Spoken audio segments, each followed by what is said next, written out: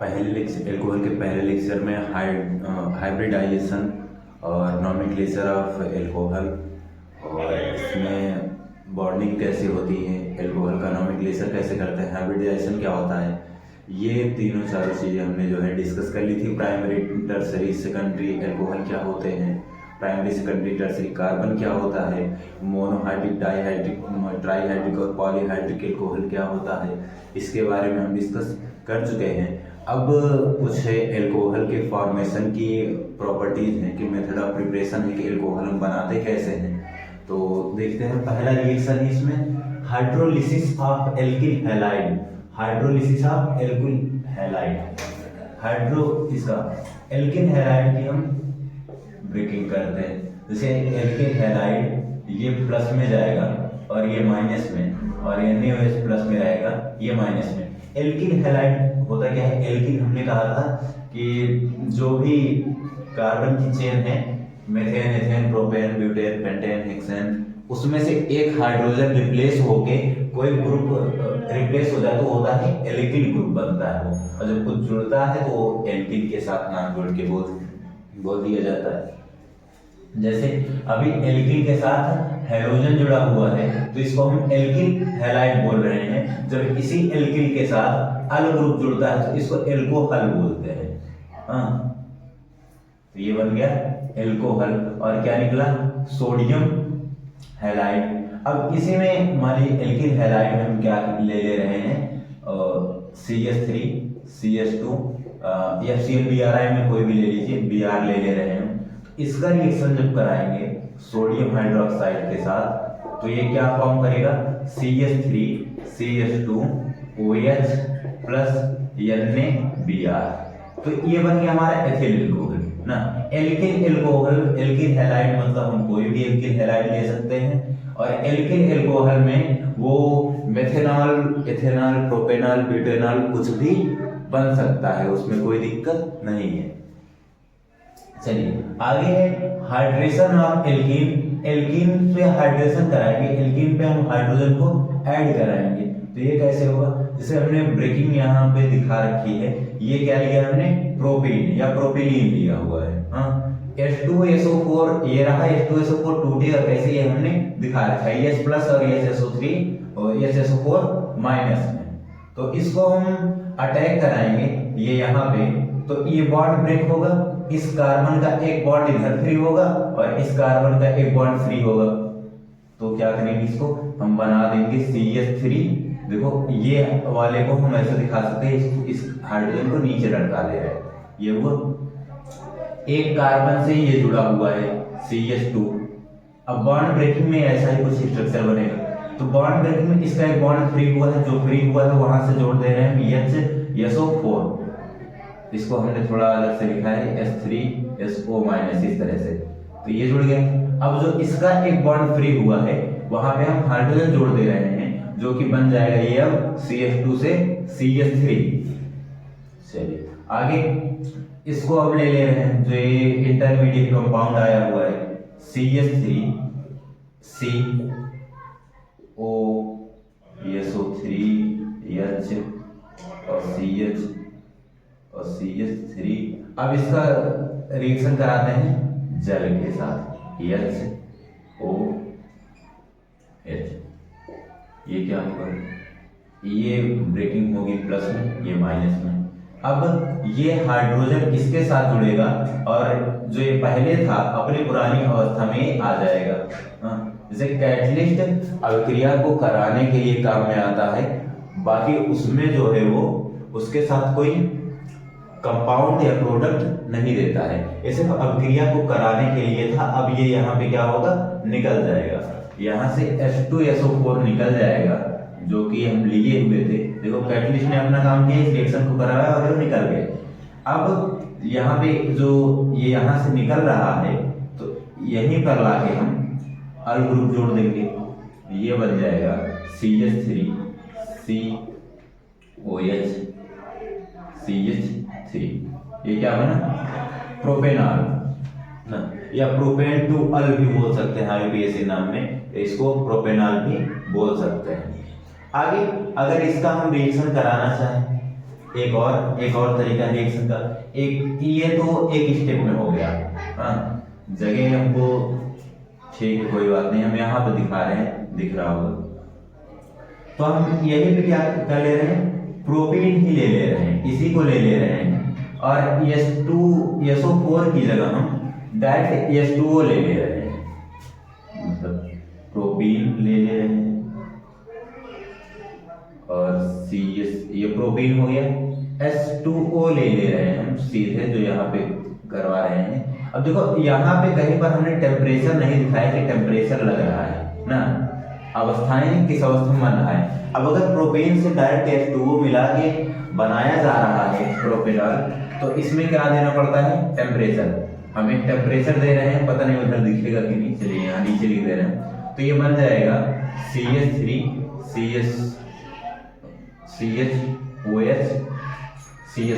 ये एक एयोगात्मक अभिक्रिया होगी और प्रोपेनॉल फॉर्म हो जाएगा। लेकिन डायरेक्टली जब हम इसको रिएक्शन करा रहे हैं तो हमको इसमें टेम्परेचर देना पड़ रहा है। चलिए आगे है हाइड्रोबोरेशन ऑफ प्रोपिलीन। प्रोपिलीन लिया है हमने, हाइड्रोबोरेशन कराएंगे, H3 है, हाँ, और यहाँ पे B है। तो B की वैलेंसी क्या होती है, 3, ये 3 बॉन्ड बना सकता है, 3 बॉन्ड फॉर्म कर सकता है ये। तो ये हाइड्रोजन आके जुड़ जाएगा यहाँ पे, जहाँ पे डबल बॉन्ड लगा हुआ है। देखो CH का CH2 हो गया है, और यहाँ जो है ये प्रोपेन कर दिया हमने, प्रोपेन नहीं, यहाँ पे 2 ही रहेगा, ये यहाँ पे 2 ही रहेगा, क्योंकि एक कार्बन का एक बॉन्ड फ्री होना चाहिए ब्रोमीन से बॉन्ड बनाने के लिए ना। चलिए तो ये हमने ले लिए। प्रोपीन जो था इसको हमने फॉर्म कर लिया प्रोपिल में। देखिए CH3 CH2 CH3 होता है, एक हाइड्रोजन रिप्लेस हो गया है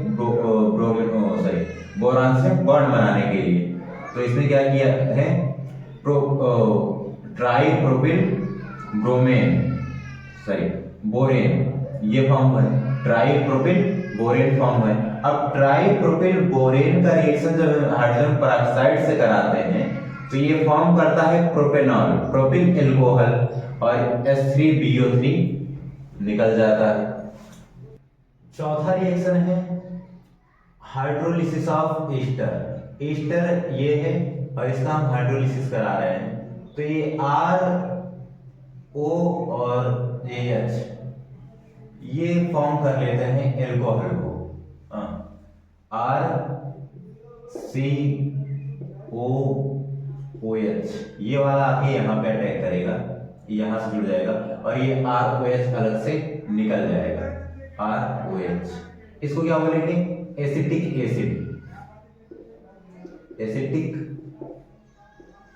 एसिड, सॉरी हिंदी हो गया, और इसको एल्कोहल, ये फॉर्म हो गया। ईस्टर का हमने हाइड्रोलिसिस कराया। दूसरा रिएक्शन है catalytic hydrogenation of aldehyde and ketone.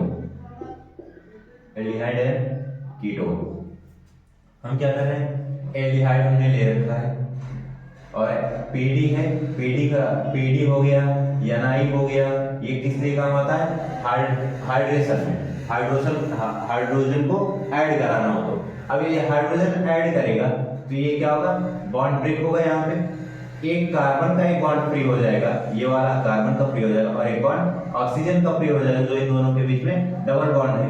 तो ये बनाएगा ब्यूटेन एल्कोहल, ये है ब्यूटेनॉल, ये देखिएगा एल्डिहाइड होता है तो ये Al लिखा जाता है, और एल्कोहल होता है तो OL हो जाता है।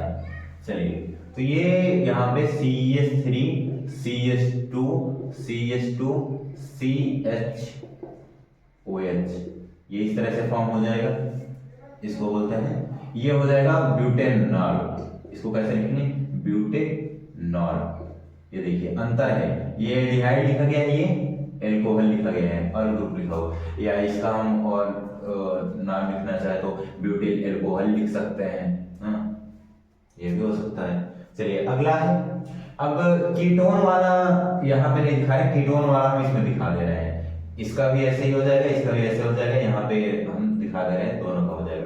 चलिए अब एल्डिहाइड है और H2O लिखा हुआ है।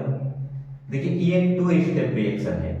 फर्स्ट स्टेप में LiLH4 कैटलिस्ट है, दूसरे स्टेप में H2O है। तो ऊपर नीचे लिख के हम डायरेक्ट फॉर्मेशन कर दे रहे हैं। यहाँ पे रिएक्शन मैकेनिज्म जो है पूछा नहीं है, सिर्फ फॉर्मेशन दिखाना है अल्कोहल का, तो हम डायरेक्ट रिएक्शन दे दे रहे हैं। ये क्या फॉर्म करेगा, CH3 CH2 CHOH, ये इस तरह से फॉर्म हो जाएगा। अगला यहां पर जो है CH3 COH और CH3, ये फॉर्म हो जाएगा। ये भी बना है प्रोपेनॉल और ये भी फॉर्म हुआ है प्रोपेनॉल। तो ये सातवां रिएक्शन है addition of lithium to aldehydes and ketone. तो यहाँ पे हमने क्या लिखा है, प्रोपेनॉल, एक कीटोन लिया हुआ है हमने। इसमें जो है RLi अटैक करता है और ये फॉर्म करता है CrOR